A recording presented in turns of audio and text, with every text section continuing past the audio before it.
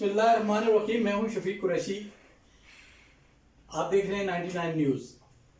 आज हमने अपने स्टूडियो में मदु किया है सीनियर सहाफ़ी, सोशल मीडिया एक्टिविस्ट, ट्विटर पर टीम मोहब्बत माफिया के सरबराह शफकत चौधरी साहब को। और शफकत चौधरी साहब, हम आपको वेलकम कहते हैं। Thank you. शफकत चौधरी साहब, आप ये बताएं कि मुल्क में मौजूदा सूरत हाल को किस तरह आप ये देखते हैं? पाकिस्तान को तो कुछ नहीं होने वाला, क्योंकि कैद ने भी कहा था कि दुनिया की कोई ताकत ऐसी नहीं है कि जो पाकिस्तान को अंडू कर सके। लेकिन सिचुएशन बहुत ज़्यादा हौसला अफजा नहीं है इस वक्त। ख़ास तौर पे जो अंदरूनी हालात हैं, माशी हालात हैं, खारजी हालात हैं, और जैसे तमाम ताकतों ने पाकिस्तान को घेरा हुआ है, सिचुएशन बज़ाहिर अच्छी नहीं है। लेकिन हम पर उम्मीद है इंशाल्लाह अच्छा होगा। अच्छा शफकत साहब, आप ये बताएं कि माशी सूरत हाल, महंगाई की सूरत हाल बहुत ख़राब है, जिसकी वजह से पूरे मुल्क में अफरा तफरी फैली हुई है, और इसकी साबता हुकूमतें जिम्मेदार हैं या मौजूदा हुकूमत जिम्मेदार है? इसका हल क्या है, आप क्या कहते हैं? असल में हमारा मसला ये है, हम एक्सट्रीमिस्ट हैं, बहुत परस्त है थोड़े से। किसी एक पार्टी को पूछते हैं तो पूछते चले जाते हैं। पाकिस्तान के हवाले से हम पार्टी चुनते हैं। हमारी पार्टी बेसिकली पाकिस्तान होनी चाहिए, जो मैं समझता हूँ। सबका हुकूमतों ने जो जो पॉलिसियाँ की, जो जो लोन लिए, जो जो ओवरबर्डन किया, वो अपनी जगह पर बिल्कुल ठीक हुआ। यकीनन उनका इसमें हिस्सा है।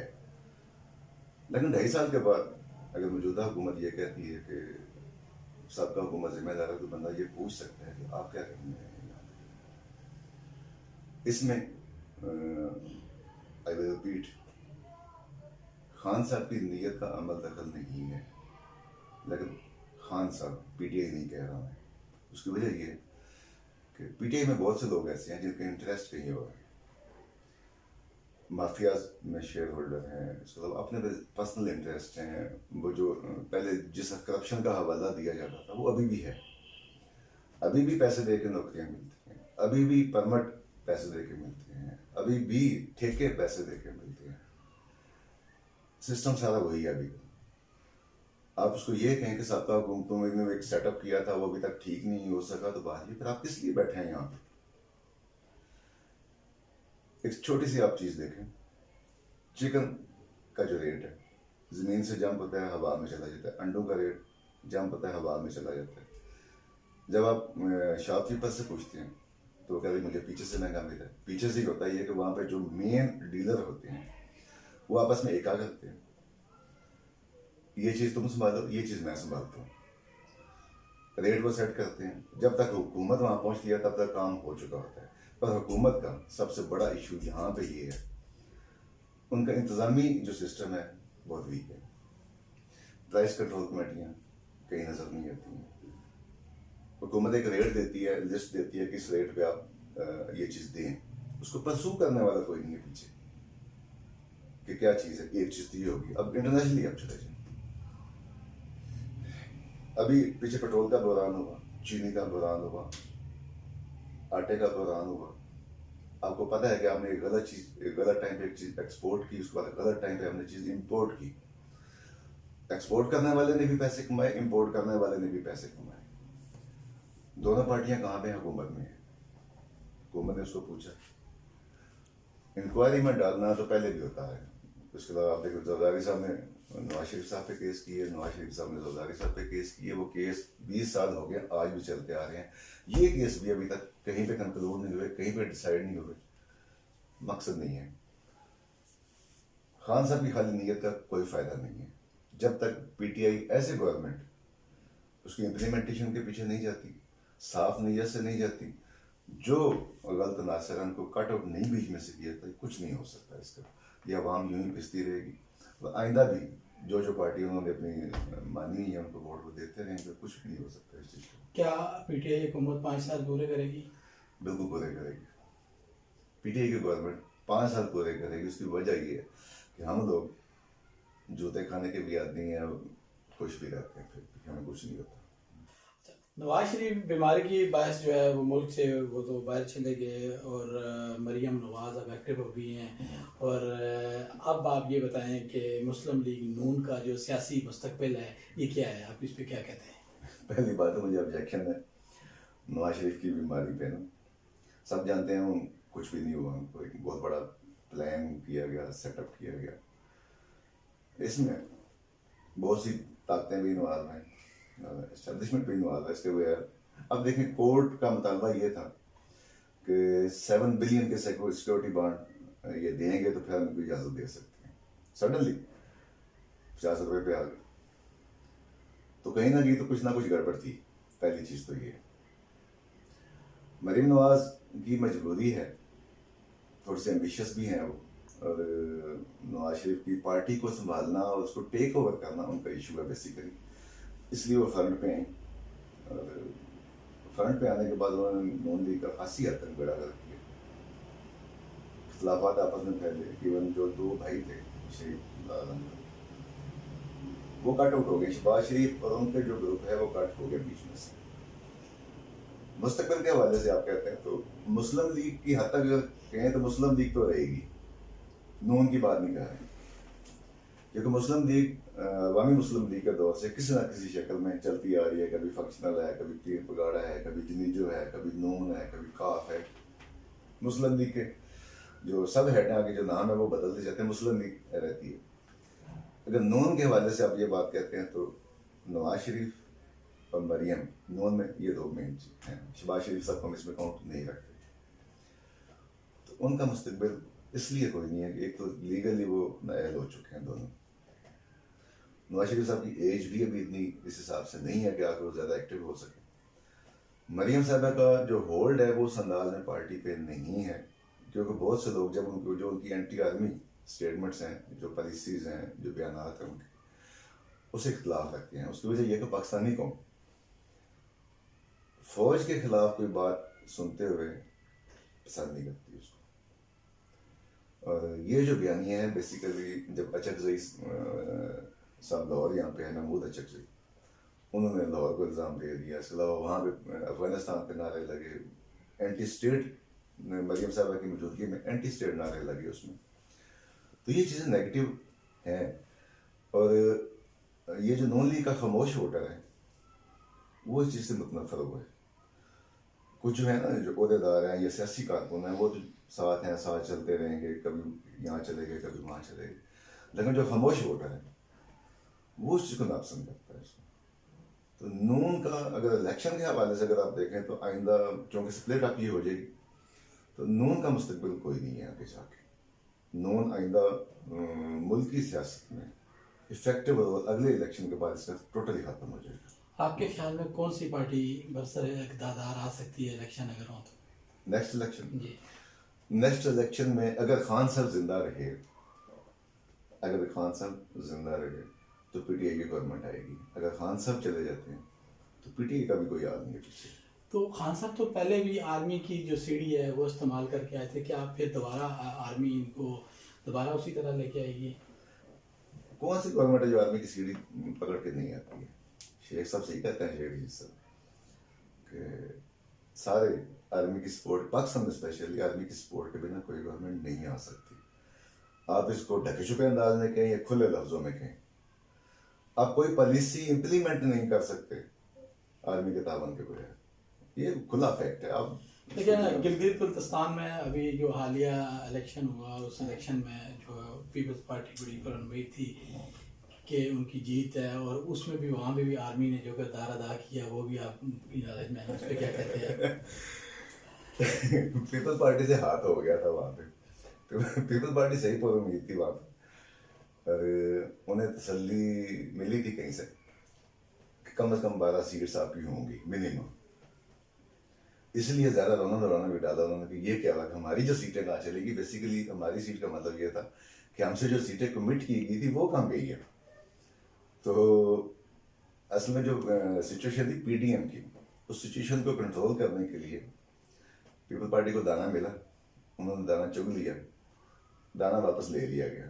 ये हुआ उनके साथ। किसने लिया दाना, जरा खुल के बताएंगे? ना आप बच्चे हैं ना सुनने वाले बच्चे हैं। तो साहब ये बताएं कि पीपल्स पार्टी की सियासत किस तरफ जा रही है, आप इसे कैसे देखते हैं? मैं सीरियसली पूछे, पीपल पार्टी का इतना ज़्यादा कोई फैन शैन नहीं हूँ, लेकिन पीपल पार्टी पॉलिटिकली बहुत अच्छा जा रही है, पॉलिटिकली अच्छा खेल रही है सियासी अंदाज में। उसकी वजह ये है कि उन्होंने वो जो होता है ना कि एंटी एलिमेंट बनने की कोशिश नहीं की। वो साफ भी हैं और एंटी भी हैं, वो उन्होंने दरमियान में एक पॉलिसी रखी है। पर यकीनन उसकी जो डायरेक्टर है उसका वो बड़ा अच्छा है उसका, और आप जानते हैं कि वो डायरेक्टर बड़ा समझदार है, जरदारी साहब की बात कर रहे हैं। उन्होंने सबसे अकलमंदी ये की है कि खुद वो पीछे बैठ गए, बिलावल को आगे किए, बिलावल को आगे रख के उन्होंने पॉलिसीज हैंडल की हैं। वो हैंडल करना आसान था जब वो पीछे बैठे, क्योंकि जब आइंदा कहीं पे पीछे हटना पड़े तो बिलावल साहब खामोश हो जाएंगे, जरदारी साहब उसकी स्टेटमेंट आगे आगे आगे दे देंगे। 2-3 स्टेप उन्होंने किए। मुल्तान में जब जलसा था तो एक जो नून लीग है ये एक इम्पैक्ट बनाने की कोशिश कर रही थी, जैसे नेक्स्ट बेनजीर मरीम नवाज है। तो उन्होंने अपनी जो बेटी है आसफा उनको भेज दिया वहाँ पे कि नहीं नहीं, एक्चुअल जो बेनजीर है वो ये है। उन्होंने ये शो किया इसको। सेकंड, नून लीग से मौलाना साहब के प्रेशर के बावजूद उन्होंने कोई ऐसी कमिटमेंट, कोई ऐसा काम नहीं किया जिससे उनके मफादात को, हम सियासत की बात नहीं कर रहे, उनके मफादात को ठेस पहुंचे। रेजिग्नेशन का जो मुतालबा था, पीपल पार्टी पागल तो नहीं, उनके पास लास्ट ऑप्शन सिंध की गवर्नमेंट का था और है इस वक्त। वो रेजिग्नेशन देते हैं तो 2 नुकसान उनको होते हैं। एक तो सिंध की गवर्नमेंट जाती है, खान साहब या पीटी की गवर्नमेंट है वो तो शुक्र करेंगे उन्होंने रिजाइन किए हैं। सेनेट का इलेक्शन उनके बगैर भी हो सकता है, ये लॉ कहता है। इसका मतलब यह है कि बाकी अभी जो नई सीट्स जितनी भी होंगी वो टोटल पीटी उठा के ले जाएगी। तो पीपल पार्टी अगर रेजिग्नेशन में साथ उसके चले जाती है तो पीपल पार्टी की नेक्स्ट जो सीट्स बनती हैं सारी वो सारी ज़ाया हो जाती है। एक तो उन्होंने ये बड़ा ज़बरदस्त किया है। सेकंड, उन्होंने एक और चीज़ की, मौलाना साहब इंसिस्ट कर रहे थे कि हम इस्लामाबाद जाके लॉन्ग मार्च करें, इस्लामाबाद जाके धरना देते हैं, वहाँ पर बैठ जाते हैं। पीपल पार्टी गवर्नमेंट को टॉपल नहीं करना चाहती, ये जरूर में रखें। नून लीग मरीम नवाज और मौलाना वो चाहते हैं कि हुकूमत उलट जाए। उसकी वजह यह कि उनके हाथ में पहले ही कुछ नहीं है, उनके पास अपनी सीट भी नहीं है, अपना कुछ भी नहीं है, उनका हाथ भी कहीं नहीं बढ़ रहा। पीपल पार्टी ये नहीं चाहती कि गवर्नमेंट जाए। गवर्नमेंट जाने का मतलब ये है कि सिंध की गवर्नमेंट भी जाए, सेनेट के इलेक्शन भी गड़बड़ हो। तो बहुत साफ, बहुत सुथरा वो खेल रहे हैं। नेक्स्ट सेकंड बड़ी पार्टी, अगर गवर्नमेंट में तो उसका चांस कम है, नेक्स्ट सेकंड बड़ी पार्टी पीपल पार्टी आ रही है। अच्छा ये बताइए, क्या ये वजह नहीं है कि इमरान खान साहब ने धरनों में बहुत सारे ऐसे जो जगह हैं जहाँ पे कहा कि मैं स्विस बैंक से पैसे वापस लाऊंगा, जरदारी को घसीटूंगा, ये करूंगा वो क्या पीपल्स पार्टी में ये वो डर खौफ नहीं है कि अगर गवर्नमेंट जाती है तो पीपल्स पार्टी के खिलाफ कोई ना कोई एक्शन जो है वो कर देगी, ऐसा है कुछ? गवर्नमेंट जाने से तो पीपल पार्टी इजी हो जाएगी। एक्शन लेने की जो कमिटमेंट है सिर्फ एक बंदे में है इस वक्त, खान साहब में कमिटमेंट की बात कर। अब उसमें इम्प्लीमेंटेशन का जो मसला है उसमें बहुत सारी फोर्सेस इन्वॉल्व हैं, बहुत सारे इदारे उसमें इन्वॉल्व हैं। तो पीपल पार्टी को वो खदशा नहीं है, वो अंडरस्टैंडिंग पीपल पार्टी नहीं तो वो स्विस बैंक वाले अरबों रुपए अरबों डॉलर, वो इमरान खान साहब कहते थे कि मैं जी वो उनको लाऊंगा पाकिस्तान में, ये सारी रकम लाऊंगा, तो उसके बाद इमरान खान साहब ने क्यों खामोशी इख्तियार करनी, क्या वजह है, उनकी मजबूरी है क्या? खान साहब का मसला ये है कि खान साहब पैसे लाना चाहते हैं, ये तयशुदा चीज़ है। लेकिन खान साहब ना कोर्ट है ना इन्वेस्टिगेशन एजेंसी है, और इसके अलावा एक और चीज़, खान साहब आदमी भी नहीं है। ठीक, केसेस साबित हो चुके हैं, पैसे साबित हो चुके हैं, पनामा पेपर साबित हो चुके हैं, प्रॉपर्टीज साबित हो चुकी हैं, लाना किसने है? देखो हमारा जो सिस्टम है, सेटअप है, जो जुडिशियल जो हमारा सेटअप है उसने लाना है, या बाज़ दफ़ा डंडा सर पे होता है तो उसने लाना है।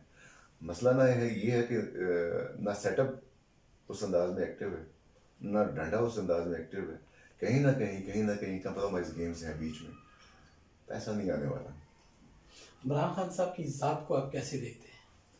खान साहब कमिटेड बंदे हैं, अपनी हद तक, अपनी ज़ात की हद तक वो कमिटेड बंदे हैं, लेकिन उनके आसपास कि वज़ीर-ए-आज़म इमरान खान साहब ज़ाती तौर पे तो कहते हैं बड़े ईमानदार, बड़े नेक, बड़े अच्छे शख्स हैं, मगर ये जो बनी गाला वाला काम अभी उन्होंने किया है, अपनी लैंड जितना भी घर है इसको उन्होंने रेगुलाइज करवा लिया, बहुत से लॉ चेंज हुए, सीडीए चेयरमैन इसी काम के लिए लाया गया कि इसको रेगुलाइज करें। और आपको पता है कि शहर में बहुत सारी ऐसी जगह हैं, बनी गाला नीचे जो लोग रिहाइश पजीर हैं वो हैं, गोरी टाउन है, और बहुत सारी ऐसी जगह हैं कि जो आज तक रेगुलाइज नहीं हुई। तो क्या इमरान खान साहब ने क्या ये ज्यादती नहीं की कि अपना घर रेगुलाइज करा दिया और तमाम जितनी भी और जगह जो हैं अनरेगुलाइज उनको छोड़ दिया? इसकी वजह क्या है? असल में जो डेवलपमेंट अथॉरिटीज़ हैं, जब कोई पुरानी आबादी हो जाती है तो नॉर्मली उखाड़ने की बजाय उनको रेगुलराइज करती आती हैं।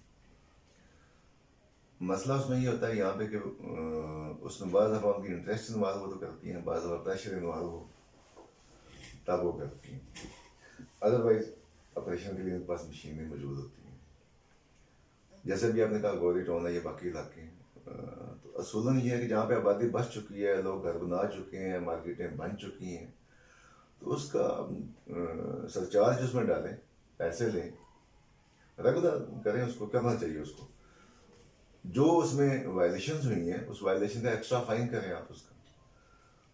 खान साहब का भी यही था कि उन्होंने बहुत अरसा पहले घर ये लिया था, तो उसके दो ही हाल थे, या उसको गिराया जाए या उसको जो उसके जुर्माना बनता है उनसे लिया जाए।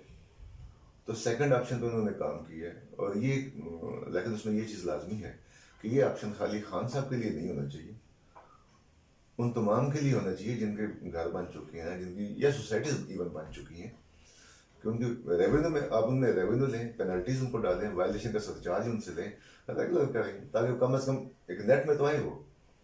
अब इसको इशू बनाने का तो फायदा नहीं है कि बनी गाला को गिराया जाए या ना गिराया जाए, उसके बजाय 30 35 40 साल से वो बन चुका है। उस वक्त तो यहाँ पे आबादी भी कोई नहीं थी, हालांकि सुना है कि वहाँ पे नेशनल पार्क था शायद, जी जी ये उसकी ज़मीन थी जिसको कट करके बहुत से जो बासर लोग थे उन्होंने दिए। लेकिन उसमें एक चीज़ बहरहाल है कि खान साहब उस वक्त बासर नहीं थे जब उन्होंने वो ज़मीन खरीदी। जो बासर लोग थे उन्होंने वो ज़मीनें खरीदी, तो उस दौरान उनको भी यकीनन किसी एडवाइज़र ने कहा होगा कि आप यहाँ पे इन्वेस्ट करें, तो उन्होंने ले ली। खरीदते हुए उनका जो था असर रसूख वो कहीं पे भी नहीं था, रेगुलर कराते हुए असर रसूख उनका है, लेकिन ये चीज़ सबके लिए होनी चाहिए, खाली अच्छा देखें, गोरी टाउन जो है ये वो गोरी टाउन अब 7 फेज इसमें बन चुके हैं, हज़ारों लोग यहाँ पे रिहाइश पजीर है, कमर्शियल प्लाजे हैं, मगर आज तक जो है हुकूमत ने देखें कि बिजली गैस और इसके मीटरों पे पाबंदी आयद कर दी है। ये तो सेक्टर बनने से पहले सीडी की नायली की वजह से ये सेक्टर डेवलप हुआ, तो उस वक्त उन्होंने नहीं रोका, अब बिजली गैस और दूसरे तमाम चीज़ों पर पाबंदी आयद की हुई है। इसके बारे में आप क्या कहते हैं कि हुकूमत को चाहिए कि सोसाइटी इतनी बड़ी बन चुकी है तो इनकी बिजली और गैस के ये जो मामलात हैं इनको जो है वो बहाल किया जाए, और वो बंद करके बैठे हुए, ना बिजली के मीटर लग रहे ना गैस के लग रहे, जो लग चुके हैं इससे पहले वो ही लगे हैं, बस इस पर क्या कहते हैं? मतलब कुछ अर्सा पहले सुप्रीम कोर्ट में एक ऐसी हियरिंग हुई थी, तो जो मोअज़्ज़ज़ बेंच है उन्होंने यही कहा कि जब ये चीज़ बन रही थी तब आप कहाँ थे। अभी इसकी जो फीस बनती है, जुर्माना बनता है, वो लें, उसको रेगुलर करें, ये एक रूलिंग मौजूद है इसकी। सेकंड उसमें ये कि इसमें वायलेशन क्या होगी, मैक्सिमम पास नहीं हुआ तो पास करें, अब बन चुके हैं ना तो उसको पास करें। जो लोग वहाँ पे रहते हैं, जो पैसा इन्वेस्ट कर चुके हैं, जब आपने इन्वेस्ट करते हुए किसी को नहीं कहा कि ये गैर कानूनी है, किसी को आपने बैन नहीं किया, किसी को आपने तोड़ा फोड़ा नहीं है, उस वक्त आप खामोशी से बैठे हुए थे क्योंकि यकीनन आप बता देते होंगे। तो अब ऐसा क्या इशू सडनली आ गया कि आप चाहते हैं कि नहीं, ये 7 फेज बन चुके हैं, 7 फेज का मतलब 5-7 हजार घर कम से कम होंगे उसमें, मार्केट्स होंगी उसमें, तो उनको डिस्टर्ब किया जाए, तो ये इम्काना सी चीज़ है, खाली गौरी टाउन की बात नहीं है। इस किस्म के जितने भी टाउन्स हैं उनमें ये चीज़, उनको ये फैसिलिटी अब देनी चाहिए कि लोग वहाँ पे बस चुके हैं, सिस्टम वहाँ पे बन चुका है, तो उनको जो फैसिलिटीज़ रूटीन में मिलती हैं आम लोगों को, वो सब उनको मिलनी चाहिए और उसको प्रायोरिटी पे करना चाहिए। उसकी वजह ये है कि वो ऐसे ऐसी चीज़ें बनी हुई हैं, तो आप खुद अपने ही लोगों को रूल्स के झंझट में फंसा के आप उलझा रहे हैं। वो कहते हैं rules are made for man by the man, they can be change for the man. So असूल बनते हैं लोगों के लिए, असूल लोग ही बनाते हैं, तो लोगों के लिए उसको चेंज भी किया जा सकता है। अच्छा, एक मेजर इशू ये है कि कोरोना वायरस की वजह से 3 माह तो पहले स्कूल बंद रहे, बच्चों का पढ़ाई का बड़ा ज़्यादा हुआ, और उसके बाद फिर 1.5 महीना इन्होंने दोबारा स्कूल बंद किए। और इस 4-5 माह के दौरान जो तमाम प्राइवेट अदारे और सरकारी अदारे हैं वो उसी तरह पेरेंट्स से फ़ीस जो है वो चार्ज कर रहे हैं, और ना ही बच्चों ने कुछ पढ़ा है। और अभी रिसेंटली एक प्रेस कॉन्फ्रेंस में शफकत महमूद साहब ने ये बयान दे दिया कि तलबा जो है वो आंखें अपने कान खोल लें कि हम एग्ज़ाम दिए बगैर किसी को पास नहीं करेंगे। तो पहले इन्होंने यही कहा था कि जो बच्चे हैं उनको नेक्स्ट अगली जो क्लास हैं उसमें प्रमोट कर दिया जाएगा, मगर अब फौरी तौर पे उन्होंने ये अपना जो ये चेंज कर दिया सारा सिस्टम, और 25 तारीख को उन्होंने स्कूल खोलने का ऐलान किया है। और कोरोना वायरस के हवाले से आप देखें कि बहुत से ममालिक में अभी भी इसकी लहर है वजूद, तो पाकिस्तान में भी क्या अगर ये स्कूल खोल देते हैं तो कोई बड़ी कैजुअल्टीज़ हो जाती है, तो उसका जिम्मेदार कौन होगा वैसे?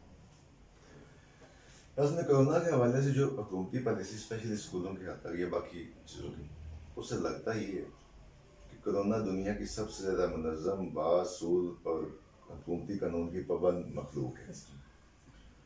कोरोना को पता है कि मार्केट में 10 बजे से पहले मुझे जाने की इजाज़त नहीं, उसके बाद अगर कोई दुकान खोलेगा तो उसके बाद मुझे लाजमी वहाँ पे पहुँचना है।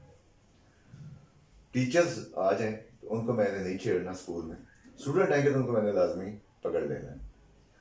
ये टोटली नॉनसेंस पॉलिसी है। आप जिंदगी को रोक नहीं सकते। यहाँ पे पाकिस्तान में वैसे भी वो कंडीशन सख्त नहीं है जैसे कि इटली में या ब्राज़ील में या अमेरिका में या इंडिया में जैसी कंडीशन थी। आप SOPs पे जोर दें, क्योंकि असातिज़ा आपके छुट्टियों में कहते हैं असातिज़ा लाजमी है, ठीक है। इसका मतलब ये है कि उनकी ज़िंदगी तो इम्पोर्टेंट नहीं है, जो बच्चों को पढ़ाने वाले हैं। उसके बाद कहते हैं नहीं ये क्लास आज आ जाए, ये कल आ जाए, आप सिंपली चले जाओ। बल्कि सोशल मीडिया पे हमने एक चीज़ देखी, स्कूल्स में 3-3 फुट का फासला है चेयर्स का, सैनिटाइजर भी लग रहे हैं, मास्क भी पहने, लेकिन बच्चे जब स्कूल से निकले हैं तो वैन के ऊपर भी लटके हुए हैं, मिल के अंदर भी लटके हुए और बीच में बैठे हुए हैं। कहाँ गया SOPs? तो बात ये कि SOPs पे जोर आपने, ये कोई पॉलिसी नहीं है कि ये, बल्कि ये कहते हैं जी मार्केट्स में रश हो जाता है। बात ये कि जब आप टाइम फिक्स करते हैं तब रश ज़्यादा होता है। आप मार्केट्स को 24 आवर ओपन करें, स्कूल्स को आप अल्टरनेट डेज में करते हैं आधी क्लास, ताकि अगर आपको स्पेस का मसला है अल्टरनेट डेज में करें कि आधे बच्चे एक दिन आए, आधे बच्चे अगले दिन आ जाए। स्कूल्स को खुला रखें, ये बच्चे यहाँ से सीखेंगे तो आगे जाएंगे। आप कहते हैं एग्जाम के बगैर हम पास नहीं करेंगे, तो हमारे बच्चों को ऑनलाइन एजुकेशन का पता ही नहीं है, हमारे टीचर्स को ऑनलाइन पढ़ाने का पता ही नहीं है। तो आप एग्जाम पे भी इंसिस्ट कर रहे हैं, स्कूल भी आपने बंद किए हुए हैं, और वो मोड ऑफ एजुकेशन आप उनको दे रहे हैं जिसका उनको तजर्बा ही नहीं है। तो आप क्या चाहते हैं इसको उनसे? ऐसा तो कुछ नहीं होगा। स्कूल भी आप खोलें, अल्टरनेट डेज में खोलें, मार्केट्स को 24 आवर किया जाए उसमें। वैसे ही बाकी जो बिजनेस है, बिजनेस तो रोके नहीं, बिजनेस पे जो आपकी हदायत है कोरोना की उस पर इम्प्लीमेंटेशन सख्त करवाएं, फाइन्स करें जो बंदा इम्प्लीमेंट उस पर अमल नहीं कर रहा, उस पर चलता रहेगा, जिंदगी भी चलेगी, कोरोना भी काबू में आएगा, बाकी चीज़ें भी ठीक हो जाएंगी उसमें। आप बताएंगे कि हज़ारा कबाइल जैसे वाक़यात जो है वो कई सालों से रौनमा हो रहे हैं और आज तक इन पर काबू नहीं पाया जा सका, आपके ख्याल में इसका क्या हल है? हज़ारा जो कबाइल है इसका मामला इतना सादा और सीधा नहीं है कि उसका कोई सिंपल सा सोल्यूशन दिया जाए।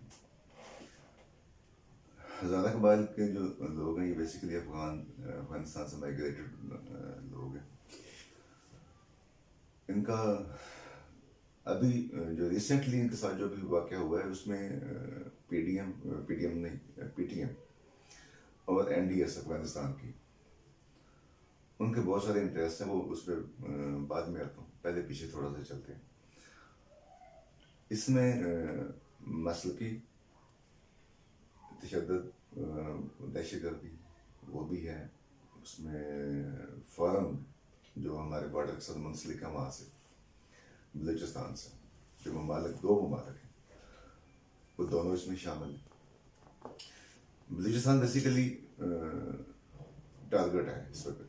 सारी दुनिया जितनी भी एंटी स्टेट है, एंटी पाकिस्तान जो है, बलूचिस्तान उसका टारगेट है। और बेसिकली एंटी पाकिस्तान होना लाजमी नहीं है, ये वर्ल्ड स्ट्रेटेजिक पोजीशनिंग है दुनिया की इस वक्त, क्योंकि दुनिया अपने नए पत्ते, नए मोरे सेट कर रही है। नेक्स्ट दो जो कुत्ते आमने सामने आनी है उनके लिए, चाइना एंड अमेरिका।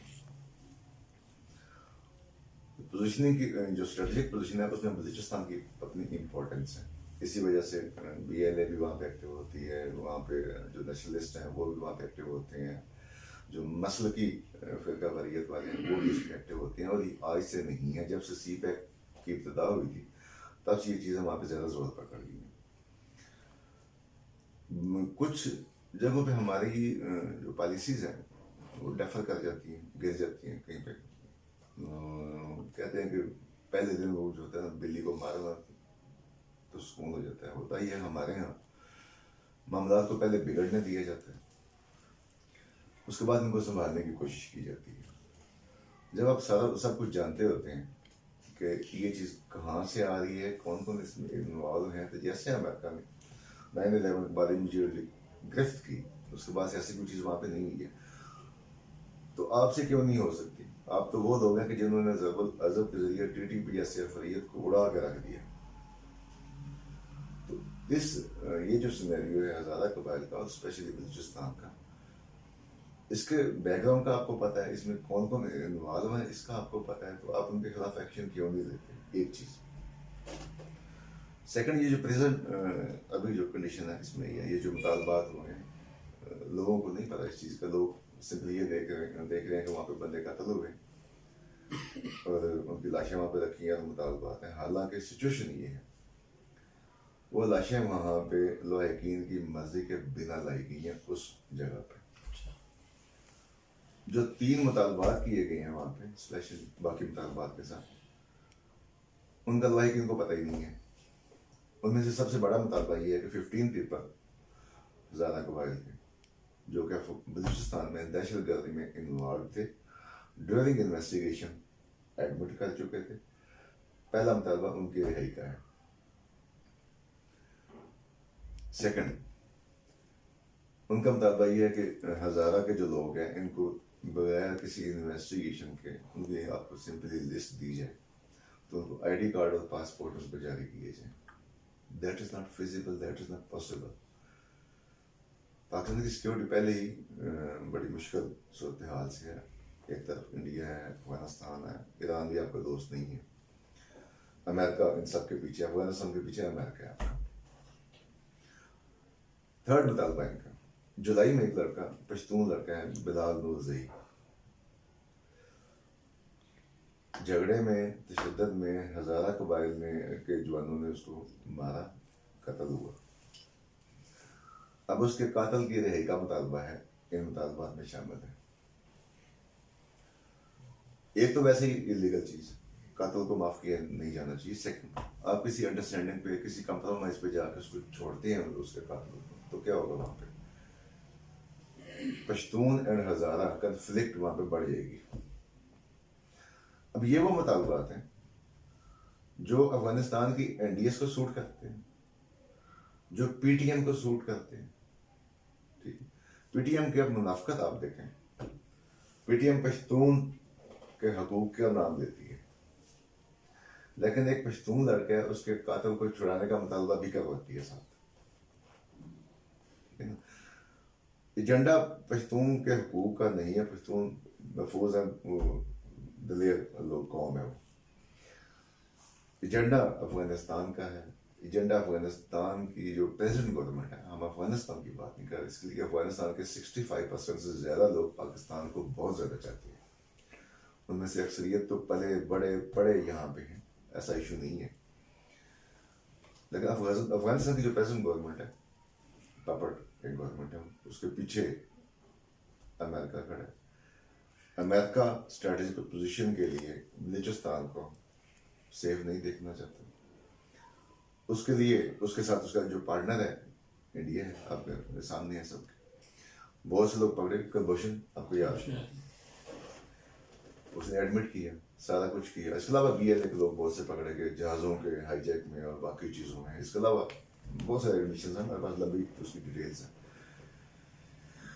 तो जो एजेंसीज हैं हमारी, मैं डायरेक्टली कहता हूँ, मसलतों को छोड़ के उनको एक दफ़ा आयरन हैंडल्ड इनको हैंडल करना चाहिए। पहली चीज़, जो रूल ऑफ लॉ है उसके लिए ये जो ह्यूमैनिटेरियन जो ग्राउंड उसका नाम लेके जो शोर वर्क किया जाता है उसको एक साइड देते हैं। अमेरिका में जब रेस्ट्रिक्शन लगाई गई 9/11 के बाद तो बड़ा शोर उठा जी, ये इंसानी हकूक़ के खिलाफ वर्जियाँ, ये पाबंदियाँ, ये इमरजेंसी, किसी ने नहीं सुनी। अमेरिका बस सुना उसके बाद से। जब TTP का अगेंस्ट एक्शन हुआ यहाँ पे वज़ीरिस्तान में इन इलाकों में, तो बड़ा कहा गांधी जी का डायलॉग होना चाहिए, ये होना चाहिए। बात ये है कि कुछ लोग जूता मानते हैं, जूता समझते हैं, लातों के भूत बातों से नहीं मानते। तो आपको लातों से काम लेना चाहिए जब आपके पास बूट भी अल्लाह ने तगड़े दिए हैं। तो जब आप बूट से बर वक्त काम नहीं लेते तो क्या होता है? तो वो होता है जो कराची में हुआ 91 के एंड में। अल्ताफ हुसैन अरेस्ट हुआ, उसे 40 लोगों के बदले में अंडरस्टैंडिंग में छोड़ दिया गया, लंदन चला गया। उसको छोड़ने के बाद 20 साल कराची में जो खून बहा है उसके जिम्मेदार उसको छोड़ने वाले हैं। आपने एक सांप को पकड़ लिया है, आपको पता है कि ये राह का एजेंट, आपको पता है इसको राह से फंडिंग होती है, आपको ये पता है कि इसके लोग इंडिया जाके ट्रेनिंग लेके आते हैं और उन लोगों की मालूमात के लिए आप उसको छोड़ रहे हैं। तो क्यों छोड़ रहे हैं? अल्ताफ हुसैन को इतना बड़ा नहीं है कि वो आप उसको जूता मारे, वो बोले ना, वो तो यूं बोलने वाला आदमी, रोने वाला बोलने वाला आदमी है। लेकिन आपने उसको छोड़ा और 20 साल कराची ने उसको भुगता। PTM जब खड़ी हुई, आपने पहले इसको खड़े नहीं दिए, उसके बाद उसके 2 बंदे आपने असेंबली में जाने दिए। अब लोग ये कहते हैं ये वोट से गया। सब लोग जानते हैं कि इलेक्शन कैसे होते हैं, कैसे मैनेज होते हैं। जैसे एक छोटी सी क्या चीज़ देखें, ख्वाजा आसफ का पीछे स्कैंडल आया कि नहीं आया, कि वो जी ख्वाजा आसफ शाम को उसने कॉल की पिंडी, तो बड़ा रोया कि मैं इलेक्शन हार रहा हूँ तो मेरी हेल्प की जाए, तो वहाँ पे उस्मान डार को हराया गया। ये चीज़ें होती हैं। जब जीतने वाले को हराया जा सकता है तो हारने वाले को जब आप जिताते हैं तो इसका मतलब यह है कि देयर इज समथिंग रॉन्ग। वही 2 लोग जो असेंबली में जाके आपके मुल्क के खिलाफ बोलते हैं, आपके नेशनल एंथम का एहतराम वो नहीं करते, आपका हलफ लेते हुए 150 उनकी बातें हैं बीच में। अफगानिस्तान वो जाते हैं तो उनको ऑफिशियल प्रोटोकॉल दिया जाता है। वो एक पीछे कत्ल हुआ था, उसकी लाश अफगानिस्तान वाले कहते हैं हम पाकिस्तान गवर्नमेंट को नहीं देंगे बल्कि PTM वालों को देंगे। तो ये चीज़ें आपकी जब सामने हैं तो एक्शन लेते हुए क्या मौत पड़ती है? जब एक्शन आप नहीं लेंगे तो PTM जो सांप है अहिदा बनेगा। बलूचिस्तान के जो छोटे मसले हैं बड़े होंगे, हो चुके हैं बड़े, ये नहीं कि नहीं हुए, हो चुके हैं। आप उनको कंट्रोल नहीं कर रहे। आपने पहले एक बड़ा सांप बना के लंदन भेजा, उसने कराची को बर्बाद किया। दूसरे सांप को भी आपने भेज दिया बीमारी के बहाने। तो सांप आप खुद पालते हैं, बाद में कहते हैं कि ये नुकसान देगा, ये चीज़ होगी। बात है आप टाइम पे एक्शन नहीं लेंगे तो यही कुछ होगा। अच्छा, हज़ारा बरादरी का एक मुतालबा था कि मुल्क के जो प्राइम मिनिस्टर हैं वो खुद आएंगे तो उसके बाद हम जो है ये लाशों की दफन करेंगे। तो क्या प्राइम मिनिस्टर क्यों नहीं गए, क्या वजह है? जैसे मैंने भी आपको बताया ना कि 3 मुतालबात वो हैं जो लाहिकीन के इल्म में भी नहीं है।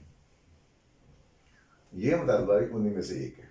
एक चीज़, बलूचिस्तान का जो सूरत हालत जितनी मीडिया में हम देखते हैं उससे ज़्यादा बुरी है। वहाँ पे जो एक्टिविस्ट हैं, जो नेशनलिस्ट कहलवाते हैं अपने आप को, या फॉरेन फंडेड जो हैं, वो खास से ज़्यादा एक्टिव हैं। बहुत सी न्यूज़ हम तक नहीं आती हैं।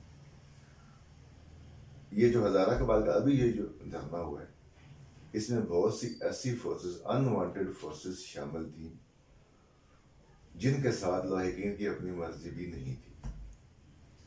तो ये मुतालबा भी एक सेटअप हो सकता है। सिक्योरिटी जो हमारे ज़राए हैं वो इसको सेटअप कह रहे हैं, इसलिए उन्होंने डिले किया, प्राइम मिनिस्टर को एडवाइस किया। उसकी वजह यह कि प्राइम मिनिस्टर आपका एक होता है, वो एडवाइस पे चलता है, 100% कुछ नहीं होता। एजेंसीज उसको एडवाइस करती हैं कि ये चीज़ सेफ है, ये चीज़ नहीं है, सिक्योरिटी प्रोटोकॉल है, उसको उसका पास रखना पड़ता है। जब वहाँ पे सिक्योरिटी ज़राए मुतमईन हो के उन्होंने ग्रीन सिग्नल दिया, पीएम उससे पहले जा ही नहीं सकते क्योंकि वो प्रोटोकॉल को बाईपास नहीं कर सकते। तो वो जो डिले है, असल में होना तो रूटीन में तो यही होना चाहिए कि हाँ, जो हुक्मरान है रियासत की माँ होती है, उसको वहाँ पे जाना चाहिए, तसल्ली देना चाहिए। लेकिन हमारे जो हालात हैं पाकिस्तान के, नॉर्मल नहीं है। तो हमें बहुत कुछ देखना पड़ता है, बहुत कुछ सोचना पड़ता है, और जो जिम्मेदार इदारे हैं उनकी हदायत को हमें समझना पड़ता है, उन्हें मानना भी पड़ता है, खा वो हम पीएम क्यों ना हो। कि सऊदी अरब और कुछ अरब ममालिक के साथ जो है पाकिस्तान के ताल्लुकात ख़राब हुए, इसमें क्या वजह है? पाकिस्तान की खारजा पॉलिसी की वजह से? नहीं, असल में आप इस वक्त दुनिया के बदलते हुए फेज में हैं। बहुत से फैक्टर्स हैं, क्योंकि अरब ममालिक आप देखें, स्टार्ट से उनकी पॉलिसी इंडिपेंडेंट हमें कहीं भी नज़र नहीं आती है, अरब ममालिक स्पेशली। पाकिस्तान हमेशा से इस्लामी ममालिक में एज ए लीडर काउंट होता रहा है। गो पाकिस्तान की पॉलिसी भी अक्सर किसी न किसी के प्रेशर में होती रही है, पॉलिटिकल इंटरेस्ट की वजह से, पॉलिटिकल गवर्नमेंट्स की वजह से, या जो यहाँ पे लोग थे उनकी वजह से।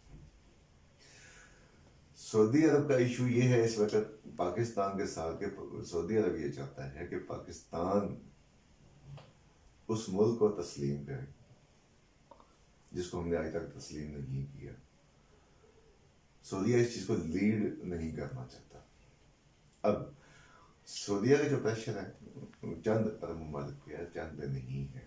तो उनमें से यूएई, हम ये नहीं कह सकते कि सऊदीया के प्रेशर की वजह से, यूएई के इंडिया और अमेरिका से शुरू से अच्छे तल्लुकात हैं। जो लेबर पावर है वो भी ज़्यादा इंडिया से आती रही है वहाँ पे, अमेरिकन इंटरेस्ट उनके साथ। इसके अलावा आप देखें कि इस्लामी ममालिक में, बल्कि अरब ममालिक में, जो हिंदुओं के लिए पहली इबादत गाह है यूएई में बनी है। इसके अलावा मोदी साहब आते हैं तो स्पेशल प्रोटोकॉल है, बल्कि ओआईसी में आपको अगर याद हो तो इंडिया को मेंबर बनाने की बाकायदा तहरीक चली थी उस वक्त। अगर पाकिस्तान स्टैंड ना करता, वजह यह है कि पाकिस्तान ओआईसी का बानी मुल्क है, उसकी मर्जी के बिना लोग उसमें शामिल नहीं हो सकते। तो पाकिस्तान की स्टैंड लेने की वजह से, अगर नवाज शरीफ साहब की गवर्नमेंट होती शायद इंडिया वहाँ पे हो चुका होता। उनके मोदी साहब से अच्छे क्लोज टर्म्स हैं।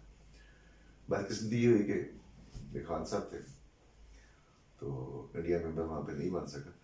तो ये ताल्लुकात हैं, ये बेसिकली प्रेशर टेक्निक्स हैं और ये आर्जी हैं। सऊदीया ने पाकिस्तान को गवर्नमेंट नहीं मानती, शायद मूसा भी नहीं मानते। एक्चुअल फैक्ट्स तो यही हैं और लोग समझते भी हैं इन चीज़ों को कि सऊदीया ने पाकिस्तान को थोड़ा सा प्रेशराइज किया। सऊदीया के इस प्रेशर की वजह उसके पीछे खड़ा अमेरिका था। अमेरिका को काउंटर करने के लिए चाइना ने पाकिस्तान को रास्ता दिया, पैसे दिए। तो बात वही है कि ना सऊदी अरब का मसला है, ना यूएई का मसला है, ना बाकी चीज़ों का मसला है। ये ग्रेटर इसराइल, अमेरिकन पोजीशनिंग और चाइना, ये सारी चीज़ें आपस में टकराती हैं पॉलिसी मैटर बड़े लेवल पे। ये छोटे लेवल की, बड़े लेवल के पॉलिसी मैटर्स हैं। तो उसकी वजह से ये चीज़ें ऊपर नीचे हुई हैं थोड़ी सी। सऊदीया अल्टीमेटली जो भी करे पाकिस्तान से ज़्यादा दूर नहीं जा सकता, साथ ही रहेगा। बहुत सारी चीज़ें हैं उसमें मजहबी फैक्टर मैं नहीं काउंट करता। उसमें मुल्कों के तल्लुकात में बहुत सी चीज़ें बामी मुफादात पे होती हैं। सऊदी गवर्नमेंट, जो सऊदी गवर्नमेंट है इस वक्त, जो वहाँ पे गवर्नमेंट है, उसका इशू ये है कि वो अपोजिशन तो बज़ाहिर कोई नहीं है, लेकिन वहाँ पे बहुत से हिस्सों में सऊदी ख़ानदान की गवर्नमेंट के ख़िलाफ़ सेटअप हैं, लेकिन ये कि उनके जो कंट्रोल सकता है इसलिए उन्हें ज़्यादा सामने नहीं आते। सऊदीया को एक और जो खौफ है 2023 के लौज़ान एग्रीमेंट के खात्मे का है,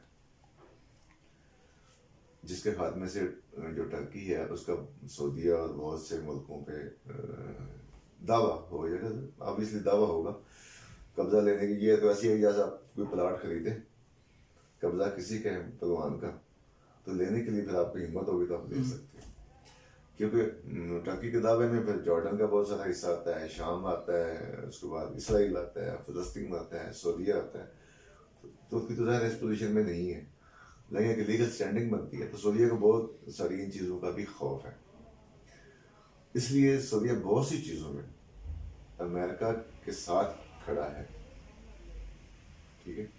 उस साथ खड़े होने की वजह से पाकिस्तान में प्रेशर आया है, इस चीज़ का प्रेशर आर्जी है, मैनेज हो जाएगा। उसकी वजह ये है कि बैलेंसिंग पावर्स हैं दोनों साइड पे, उस साइड पे अमेरिका साथ खड़ा है, यहाँ पे चाइना साथ खड़ा है, पाक चीन दोस्ती जिंदाबाद नारे लगते हैं, लेकिन हम थोड़े से जज्बाती कौम है, क्योंकि मुल्कों के ताल्लुकात नारों पे नहीं होते, मुफादात पे होते हैं। चाइना का मुफाद हमसे है, वो साथ है, जिस दिन उसका मुफाद हमसे टकराएगा हम आपस में टकराएंगे, ये चीज़ें भी सामने होंगी। तो इसमें खारजा पॉलिसी का मसला नहीं है, इसकी वजह यह है कि आप जो मर्जी करें, या तो आप ये करें कि जैसे वो मुल्क कहते हैं उनकी बात आप मान लें, जो आप मानेंगे तो आपकी गवर्नमेंट, पाकिस्तान में कोई भी गवर्नमेंट इसराइल को रिकॉग्नाइज करके यहाँ पे नहीं रह सकती। उसकी वजह तमाम इस्लामी ममालिक में पाकिस्तान वाहिद मुल्क है जिसके लोग ये नहीं चाहते, जिसके लोग इसके खिलाफ खड़े हो जाएंगे। तो लोगों का खौफ है, जिसकी वजह से ना नवाज शरीफ साहब ने 2 वफद भेजे, तजमा कादरी साहब की क़यादत में भी और वैसे भी। बेनज़ीर भुट्टो ने अमेरिका में इसराइली वफद से मुलाकात की। अभी यहाँ भी पीटीए के बारे में खबरें आती हैं कि ये भेजा है नहीं भेजा, कंफर्म है या नहीं है, उसको छोड़ देते हैं। लेकिन ये कि जो गवर्नमेंट वफद भेजती है, जो बातें करती है, जो रास्ते निकालती है, वो कदम नहीं उठा सकती, कदम नहीं उठा सकती अवाम पे खौफ। सर यहाँ एक सवाल और 91 में या जो फर्स्ट इनका दौर था जब अजमल कादरी साहब इसराइल गए, उसके बाद भी गए, दूसरा वफद भी गया, बेनज़ीर भुट्टो दौर में भी बने, तो क्या ये लोग बगैर किसी इदारे के इल्म के चले गए थे वहां पे? ये नहीं हो सकता। हमारी जस्टिस इतनी कैपेबल हैं कि दुनिया में पाकिस्तान के मुतल्लिक़ कोई भी वाक़या होता है तो उससे आगाह होती हैं, उसको रोका क्यों नहीं गया? क्या उसमें आदमी की मर्जी शामिल थी? मुश्किल सवाल है ये, लोग कहते हैं कि नहीं बोलना चाहिए, लेकिन बात यह है कि उस वक्त जो लोग वहाँ पे आर्मी की क़यादत में थे, यकीनन वो इस राय से मुतफिक होंगे कि इसराइल से ताल्लुकात होने चाहिए। अभी क्या पोजीशन है? खान साहब कहते हैं कि हम इसराइल से ताल्लुकात नहीं रखेंगे, पाकिस्तान ताल्लुकात रख भी नहीं सकता, एक चीज़। लेकिन खबरें आती हैं कि जी कैबिनेट का एक मेंबर है वो उठा है और अपने ब्रिटिश पासपोर्ट पे इसराइल गया है।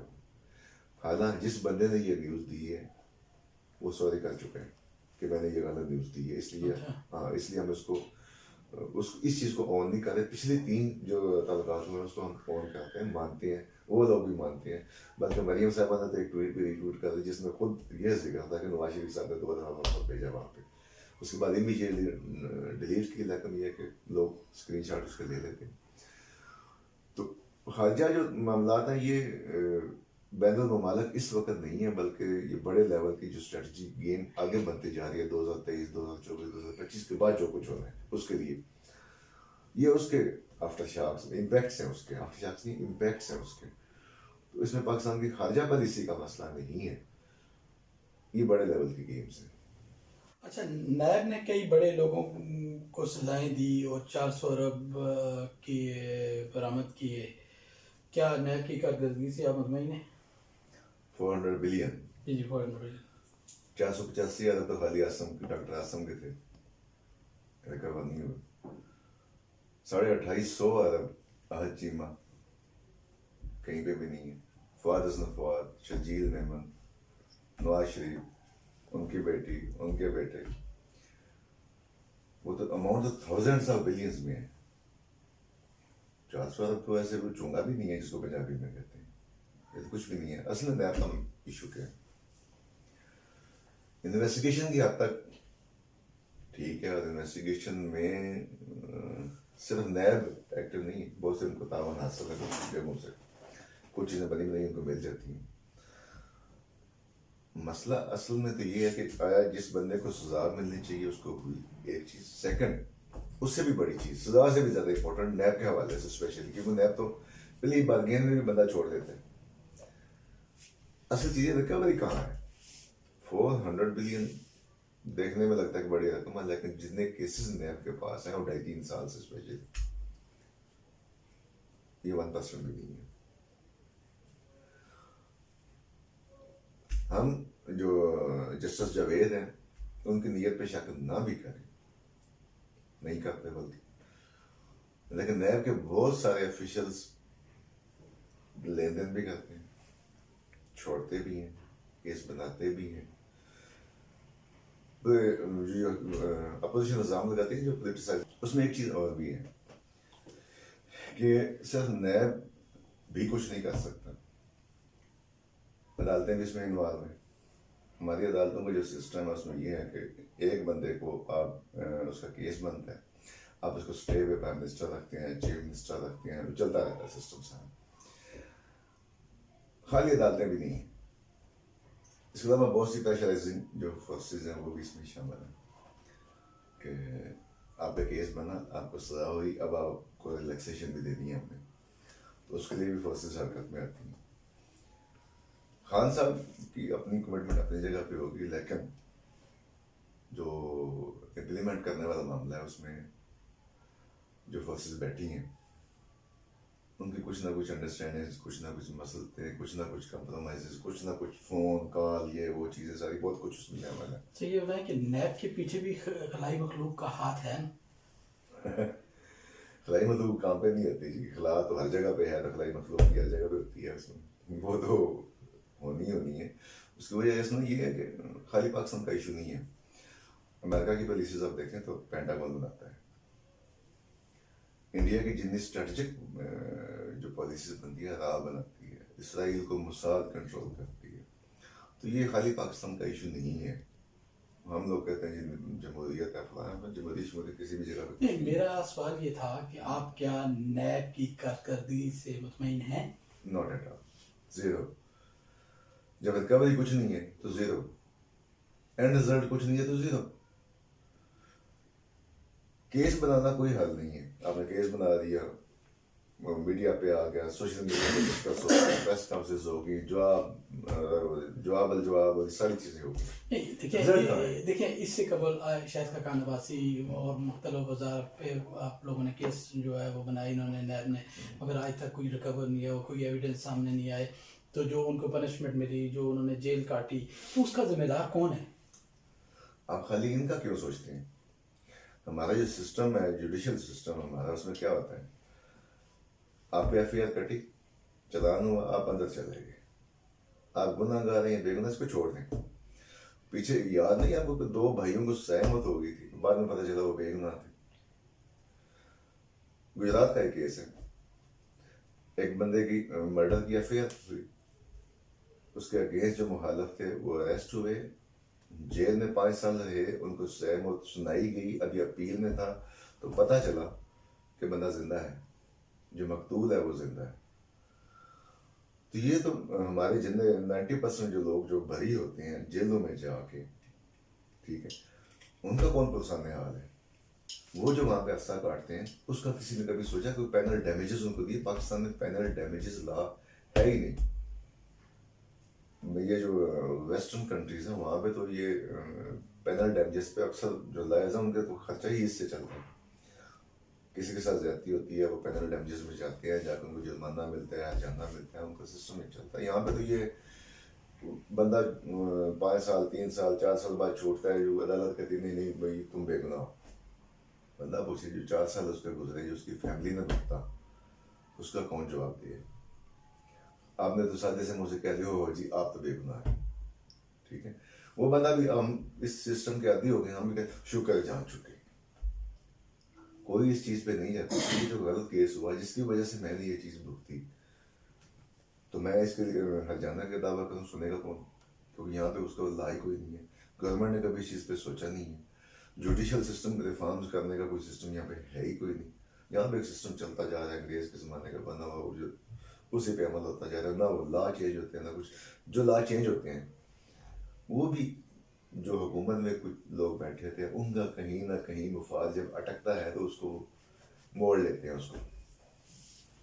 आम बंदे का कुछ भी नहीं है यहाँ पे, तो इन करके। अच्छा, पीटीआई गवर्नमेंट को आप कैसे देखते हैं कि इमरान खान ने गवर्नमेंट में आने से पहले बड़े दावे किए थे कि भाई मैं स्विस बैंक से जो है जरदारी के और नवाज शरीफ के और अरबों रुपए जो पाकिस्तान लाऊंगा, तो अब इमरान खान खामोश क्यों बैठे हुए हैं? इसकी क्या वजह है? इलेक्शन हमेशा दावों पे लड़ा जाता है। कोई भी गवर्नमेंट हो, खाली खान की नहीं, कोई भी गवर्नमेंट जब आती है तो दावों पे लड़ के आती है, सबज बाग दिखाती है। पीपल पार्टी 71 से रोटी कपड़ा मकान दे रही है, ठीक है ना। तो आज तक मिला तो नहीं, वो अभी भी रोटी कपड़ा मकान बेचते हैं। तो अभी भी यही हुआ है। उसमें यह है कि विल आपकी है, इम्प्लीमेंटेशन नहीं है तो कोई फायदा नहीं है उसका। अच्छा, कुछ माह कबल शफकत महमूद ने और शेख रशीद ने वजारत दाखिला के कलमदान लेने के लिए प्राइम मिनिस्टर से ख्वाहिशमंदी का इजहार किया, और प्राइम मिनिस्टर ने जो है वजारत दाखिला शेख रशीद को सौंप दी। तो क्या इमरान खान की कोई मजबूरी थी? असल में वजारतों के लिए ख्वाहिशें तो सबकी अपनी जगह पे होती हैं। अभी फयाज चौहान के बारे में खान साहब ने कहा था कि इनकी ख्वाहिश थी कि नहीं इनकी मिनिस्ट्री चेंज की है। ये चीज़ों तो चलती है, लेकिन मैं समझता हूँ कि शेख साहब को सिंस वेरी फर्स्ट डे वज़ीर दाखिला ही लाना चाहिए था उनको, क्योंकि मोस्ट एक्सपीरियंस जो पर्सन पीटीआई गवर्नमेंट में जो अटैच है, बेशक पीटीआई में वो नहीं है, वो शेख साहब, खान साहब से भी ज़्यादा एक्सपीरियंस वो एक चीज़, लेकिन उनको नहीं लाया गया। अभी उनका जो वज़ीर दाखिला लाना है वो एक ख़ास सिंबल है। एक पहले 2-2.5 साल रगड़ा रगड़ाई दो और खैंचा खैंचाई दी सारी। अब जो फोर्सेस फैसले करती हैं, उन्होंने ये सोचा है कि कुछ एक्शन होना चाहिए। अच्छा, क्या पीपल्स पीटीआई हुकूमत के फैसले जो है वो प्रोसेस से आते हैं? किसके नहीं आते? किसके नहीं आते? सबके आते, वहीं से आते हैं, और मजबूरी भी है। तो अब एक छोटी सी मिसाल, नवाज शरीफ साहब जब इलाज के लिए बाहर गए तो खान साहब 2 दिन क्वारंटाइन हो गए थे। प्राइम मिनिस्टर को क्वारंटाइन करना आम बंदे का काम नहीं है, ना अदालत कर सकती है, ना कोई और कर सकता है। जो कर सकते हैं वही कर सकते हैं, ठीक है। जिनकी मर्जी भी थी नवाज शरीफ साहब को बाहर जाने, तो इसी से अंदाजा लगा ले कि इतना बड़ा फैसला कि जब जिसके साथ बेसिक अपोजिशन है, जिसके साथ ये था कि लूट गए, खा गए, साबित हो गया, सजा हो गई, सारा कुछ हो गया, अब जब वो निकल गया यहाँ से बाहर, तो खान साहब की मर्जी तो उसमें नहीं थी, ठीक है। उनकी मर्जी ना होने के बावजूद नवाज शरीफ साहब बाहर गए, तो यकीनन खान साहब से जो तगड़े लोग थे उनकी मर्जी इसमें शामिल थी। तगड़े कौन लोग थे, जरा उनका नाम बताएंगे? नहीं, तुसी तो काके हो। सबको पता है कौन है जो मैनेज कर। असल में लियो टालिस्ट आई है, उसका एक कौल है बड़ा जबरदस्त। वो कहता है कि अगर आप ये जानना चाहते हैं कि मुल्क में किसकी हुकूमत है, तो आप ये देखें कि किसके खिलाफ आप नहीं बोल सकते। हुकूमत के खिलाफ तो आप बोल सकते हैं, अदालतों के खिलाफ भी बोल सकते हैं, किसी के खिलाफ आप नहीं बोल सकते। इसका मतलब यह है कि नवाज शरीफ साहब जो भी पहले कहते रहे हैं वो सच था कि आर्मी और अदलिया जब भी कोई गवर्नमेंट करना चाह रहे थे तो बीच में ये लोग मदाखलत करते थे। नवाज शरीफ साहब तो खुद गोदी में बैठ के हैं। नवाज शरीफ साहब क्या कहते हैं, बात यह कि नवाज शरीफ हो, बेनजीर हो, बेनजीर अभी एनआरओ लेके आई थी सेकंड टाइम, बाद में जरदारी साहब भी उसी एनआरओ के चक्कर में। अयूब दौर से लेके जितने भुट्टो समेत जितनी भी गवर्नमेंट्स बनी, वो आर्मी की मर्जी या सपोर्ट के बिना नहीं बनी। वो नवाज शरीफ हूँ, जरदारी साहब हूँ या खान साहब हूँ, ठीक है ना। ये जो है ना वोट काउंट के फलाम बंदा वोट लेके इतना वोट लेके आ गया, वो वोट भी मैनेज होते हैं, सबको पता है कि मैनेज होते हैं। और हर इलेक्शन में मैनेज होते हैं। अगर इस दफ़ा इलेक्शन मैनेज ना होते तो पीटीआई की जो स्ट्रेंथ है मौजूदा से ज़्यादा होती है। लेकिन खान साहब की चूँकि उनका मिजाज ऐसा है तो इसलिए उस मिजाज को कंट्रोल रखने के लिए स्ट्रेंथ को डाउन किया गया। तो ये चीज़ें तो यहाँ पे थर्ड वर्ल्ड कंट्री सारी में ये चीज़ होती है। अभी तो बल्कि अमेरिका के इलेक्शन में भी चीज़ें चली हैं, क्योंकि ट्रम्प से पेंटागन को जो नेशनल सिक्योरिटी उनकी है उनको मसला था। तो चीज़ें मैनेज होती हैं हर जगह, यहाँ भी होती हैं। और हम तो वैसे भी इन चीज़ों के आती हैं, इसलिए मैं ज़्यादा फर्क नहीं पड़ता है। पीडीएम का मुस्तकबिल क्या है? क्या पीडीएम को 13 तारीख को रावलपिंडी इस्लामाबाद में रैली निकालनी चाहिए? इस पे आप क्या कहते हैं? पीडीएम को मैं तो कहता हूँ पैंडेमिक मूवमेंट, वबा की तरह है, क्योंकि इसका कोई एजेंडा नहीं है, कोई मुस्तकबिल नहीं है। पीडीएम वो प्लेटफॉर्म है जिसने सिर्फ पीपल पार्टी को सपोर्ट किया, बाकी जितनी पार्टीज हैं उन्होंने अपना इसमें लूज किए। मौलाना साहब हैं, उनकी अपनी वर्क इसमें ज़ाया हुई है, नून लीग की वर्क इसमें ज़ाया हुई है। आप ये देखें, फर्स्ट जब इनका जलसा हुआ है गुजरांवाला, उसके बाद सेकंड हुआ है कराची जाके, नवाज शरीफ को खिताब नहीं करने दिया किसी ने। इनकी जब तस्वीर या पोस्टर या बैनर इनके लगे हैं सड़कों पे मरीम नवाज शरीफ के नीचे लिखा हुआ है पाकिस्तान पीपल पार्टी। जिया भुट्टो के नारे उन्होंने नो लीग से लगवा लिए कि वो लोग जो उनका पेट फाड़ने पे तुले हुए थे उनसे उन्होंने जिया भुट्टो के नारे लगवा लिए हैं। ठीक है, जो इनके मुताबिक नॉन लीग के या मौलाना साहब को जो मुताबिक थे पीपल पार्टी उनसे टोटली विड्रा कर गई है, बल्कि उन्होंने किसी भी जगह इसका साथ नहीं दिया। PDM is nothing. पीडीएम एक इत्तेहाद था अपने आप को बचाव के लिए, अपने फायदे के लिए, ज़ाती फायदे के लिए पार्टियों के चंद लीडर इकट्ठे हुए, लेकिन जितने लोग थे उनमें सिर्फ मैनिपुलेट जिसने किया वो जरदारी साहब ने किया, वो उठा के इसको ले गए। रही बात मुस्तकबिल की, तो पीडीएम का एजेंडा क्या है? हुकूमत कराओ, पीपल पार्टी उनके साथ नहीं है। इसके अलावा उनका एजेंडा क्या है? महंगाई, इस पर कोई इशू नहीं है। जहाँ पे भी जाते हैं, अभी हज़ारा में ये गए हैं तो वहाँ पे उनका एजेंडा एंटी स्टेट है। कोयटा जलसा इनका हुआ है, एंटी स्टेट है। नवाज शरीफ की स्पीच है, anti state and anti establishment है। ठीक है, पीडीएम ने अपने जलसों से अपना खोया है। छोटे जलसे, फटे हुए जलसे, कि एक जलसा होता है, स्टार्ट में मरियम ने स्पीच की तो नून लीग के सपोर्टर वहां से निकल गए, पीपल पार्टी के लीडर ने स्पीच की वो भी निकल गए, पीछे रह गए मौलाना साहब, उनके अपने जो साथ वो लेके बंदे जो स्टार्ट से वो लेके 5,000 बंदे निकलते, वही बंदे वहां पे मौजूद होते हैं अंत तक। तो इनके जो जलसे इनके बताते हैं कि ये एक दूसरे के साथ नहीं है, एक मुफाद के लिए इकट्ठे हैं और मुफाद पीपल पार्टी लेगी। बाकी पीडीएम में कोई मुस्तकबिल नहीं है। 13 जनवरी के हवाले से बात, तो मैं समझता हूँ कि पीडीएम को ये लाजमी लॉन्ग मार्च करना चाहिए ताकि इनकी जो रही सही चीज़ है वो भी खत्म हो जाए। होना यही है। उसकी वजह ये है कि लॉन्ग मार्च की कैपेसिटी पीपल पार्टी में है, नून लीग में नहीं है। मौलाना साहब में है, लेकिन मौलाना साहब की एक मखसूस स्ट्रेंथ है, वही उनके साथ चलती है। धरने पे मुतफिक नहीं है पीपल पार्टी वाले, नून लीग का धरना देने का स्टेमिना नहीं है। ठीक है, मौलाना साहब अकेले तो पहले भी दे चुके हैं 10 दिन यहाँ पे आए और चैलेंज आए थे जी हम आएंगे तो हुकूमत के राह के हम जाएंगे। बल्कि मैंने इनका एक लीडर का इंटरव्यू देखा टीवी पे जिसमें मूसा रांझा भी थे,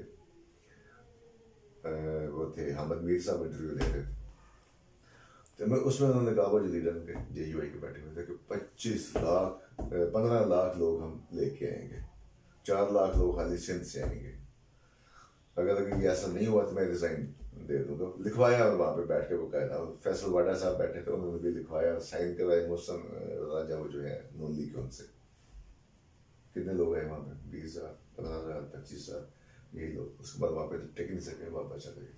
तो इनका जो लॉन्ग मार्च है, इनकी अल्टीमेट डेथ हो, फायदा से पीपल पार्टी को जाएगा।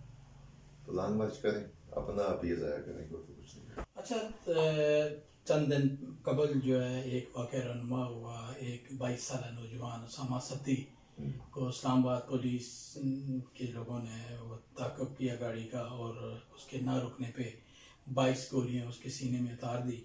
उसके बाद फौरी तौर पे हुकूमत ने और वज़ीर दाखिला ने आईजी को तब्दील कर दिया। क्या आईजी को तब्दील करने से उसामा को इंसाफ मिल जाएगा?